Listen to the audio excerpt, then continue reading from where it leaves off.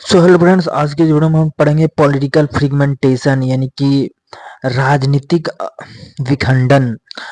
वो कितने कितने बीसी, तो 200 बीसी टू 300 एडी, ठीक है ना। Early history of Shunga and Satavahana, achievement of Pushyamitra Shunga and Gautami Putra Satakarni Saka Satavahana, struggle decline of Satavahana dynasty. इन सारे टॉपिक को हम लोग विस्तार से अध्ययन करेंगे इस वीडियो में। तो चलिए शुरू करते हैं इस वीडियो लेक्चर को। पॉलिटिकल फ्रेगमेंटेशन यानी कि राजनीतिक विखंडन।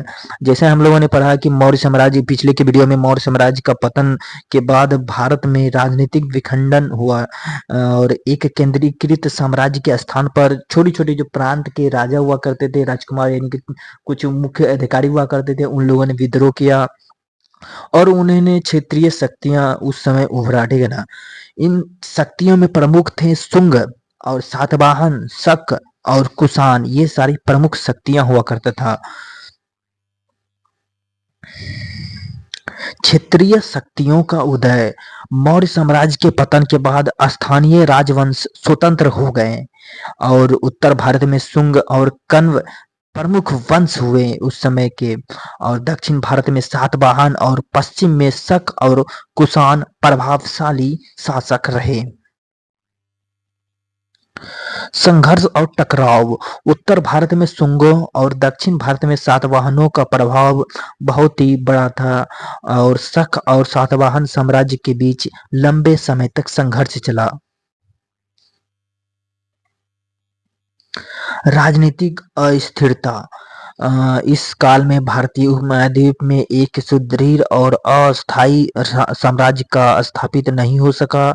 यह काल छोटे छोटे राज्यों के बीच संघर्ष और राजनीतिक अस्थिरता का कारण बना। शुंग 185 बीसी टू 75 बीसीई, यानी कि जो शुंग वंश था, इसका आरंभ और प्रारंभिक इतिहास। पुष्यमित्र शुंग ने 185 ईस्वी में मौर्य साम्राज्य के अंतिम राजा वृषरथ की हत्या कर शुंग वंश की स्थापना किया था और इसका जो राजधानी था पाटलिपुत्र में था, ठीक है ना। शुंग वंश ने अपने राज्य की राजधानी पाटलिपुत्र में रखा। और पुष्यमित्र शुंग की उपलब्धियां क्या क्या रही? हिंदू धर्म का पुनरुत्थान किया इन्होंने। जैसा कि हम लोगों ने पढ़ा, अशोक जो थे हुआ करते थे वो बौद्ध धर्म के बहुत बड़े अनुयायी हुआ करते थे। उन्होंने बौद्ध धर्म का भारत में बहुत प्रचार किया और विदेशों में भी करवाया। लेकिन जैसे पुष्यमित्र शुंग आया तो इन्होंने हिंदू धर्म का पुनरुत्थान किया। मौर्य साम्राज्य के दौरान बौद्ध धर्म को बढ़ावा मिला था। इसके पुष्यमित्र शुंग ने वैदिक धर्म और यज्ञ परंपराओं का पुनर्जीवन किया, ठीक है ना, पुनर्जीवित किया। विदेशी आक्रमणों का प्रतिरोध। पुष्यमित्र ने उत्तर पश्चिम भारत में यवनों, इंडो ग्रीक्स जिसे कहते हैं, आक्रमणों को विफल किया यानी कि हरा दिया और यह मथुरा और पाटलिपुत्र की रक्षा में सफल रहा। जो वे लोग आते थे मथुरा और पाटलिपुत्र में हमला करने के लिए, विदेशी लोग इनको हरा दिया था। किसने? पुष्यमित्र शुंग ने। सांस्कृतिक और कला का विकास। संस्कृति और कला का विकास। इस काल में वैदिक परंपराओं के साथ साथ सांस्कृतिक पुनरुत्थान भी हुआ। भारत में कई मंदिरों और स्तूपों का निर्माण भी करवाया। किसने? पुष्यमित्र शुंग ने। पतन का कारण।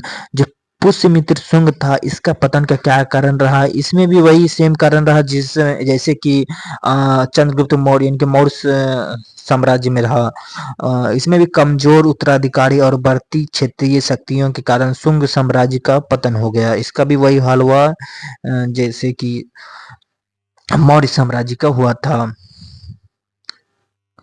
सातवाहन। जो सातवाहन, इसका जो काल है 230 बीसी टू 220 बीसी, ठीक है ना। इसका जो प्रारंभ और क्षेत्र जो था, प्रारंभ में क्षेत्र सातवाहन दक्षिण भारत का एक महत्वपूर्ण राजवंश था, ठीक है, जिसकी स्थापना सिमुक ने की थी। जो सातवाहन की स्थापना किसने किया था? सिमुक ने किया था। और इसकी राजधानी प्रतिष्ठान यानी कि आधुनिक पैठान या महाराष्ट्र में था, ठीक है।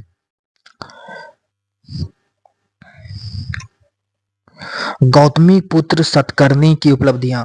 जो गौतमीपुत्र सतकर्णी हुआ वह सातवाहन वंश का एक बहुत ही प्रतापी राजा रहा। इन्होंने साम्राज्य विस्तार किया। गौतमीपुत्र सतकर्णी ने 106 से 130 ईसा पूर्व तक सातवाहन वंश का सबसे महान शासक रहा। अ, उसने शक और क्षत्रपों को हराकर पश्चिम भारत में कई क्षेत्रों पर अपना नियंत्रण स्थापित किया था। सांस्कृतिक योगदान क्या रहा इसका? गौतमीपुत्र ने ब्राह्मण धर्म और वैदिक परंपराओं का संरक्षण किया और इनका बढ़ावा दिया। व्यापार और सांस्कृतिक संबंधों को भी इन्होंने प्रोत्साहित किया। व्यापार और वाणिज्य रोम और दक्षिण पूर्व एशिया के साथ समुद्री व्यापार को इन्होंने बढ़ावा दिया। सातवाहन शासन काल के दौरान भारतीय उपमहाद्वीप में व्यापारिक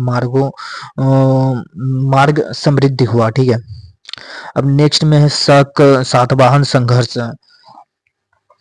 शकों का जो प्रभाव था वो शक यानी कि सीथियंस शासकों ने पश्चिम भारत के कुछ हिस्सों पर इन्होंने हिस्सा कर लिया था, नियंत्रण कर लिया था। ठीक है ना। प्रमुख शक शासक नहपान ने सातवाहन क्षेत्रों को चुनौती दी। गौतमीपुत्र सतकर्णी का विजय। गौतमीपुत्र सतकर्णी ने नहपान को पराजित किया और सातवाहन साम्राज्य का पुनर्निर्माण किया। यह संघर्ष लगभग 1 सदी तक चला था। सातवाहन वंश का पतन सातवाहन वंश के पतन का क्या क्या कारण रहा? कमजोर शासक। जो गौतमीपुत्र सतकर्णी था, इसके उत्तराधिकारी कमजोर और प्रशासन में असक्षम थे। क्षत्रपों का उदय। पश्चिम क्षत्रप यानी शक जो थे, ये स्थानीय राज्यों ने सातवाहनों के प्रभाव को चुनौती दिया था। आंतरिक संघर्ष। सातवाहन राजवंश में उत्तराधिकार को लेकर बहुत संघर्ष हुआ। साम्राज्य का विस्तार। सातवाहन साम्राज्य के कई छोटे राज्य कई छोटे राज्य में विभाजित हो गए। ठीक है ना, ये कारण रहा। 200 ईसा पूर्व से 300 ईस्वी। ठीक है ना। इस काल में भारतीय राजनीति विखंडन का काल माना जाता है और शुंग ने उत्तर भारत में मौर्य साम्राज्य के बाद सत्ता संभाला। ठीक है ना। उसके बाद सातवाहनों ने दक्षिण भारत में एक शक्तिशाली साम्राज्य का स्थापना किया। इस काल में प्रमुख संघर्ष शक और सातवाहन का संघर्ष रहा। इस काल में व्यापारिक, सांस्कृतिक और धर्म का विकास हुआ, लेकिन राजनीतिक एकता का अभाव रहा है।